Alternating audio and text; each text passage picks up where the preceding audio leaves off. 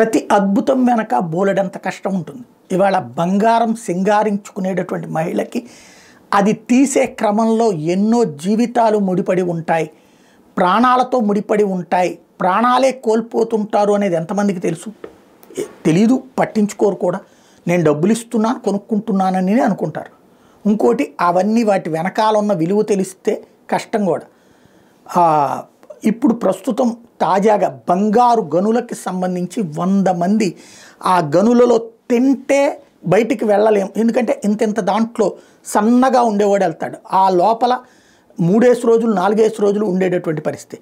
తాజాగా చూస్తే బంగారు గనులు దక్షిణాఫ్రికాలో చిక్కుకుని సుమారు 100 మంది కార్మికులు మృతి చెందారు. నెలల తరబడి అక్రమంగా బంగారం మైనింగ్ చేస్తూ వచ్చారు.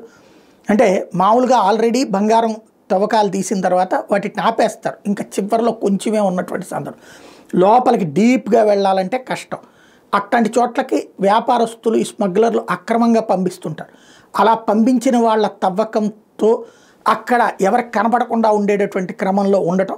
ఈలోపు దక్షిణాఫ్రికా ప్రభుత్వం దాని మీద సీరియస్ అయ్యి ఆ చుట్టూతా పోలీసులు పెట్టేటప్పటికి వాళ్ళు బయటికి రాలేకపోయారు, వస్తే వాళ్ళని అరెస్ట్ చేస్తారు.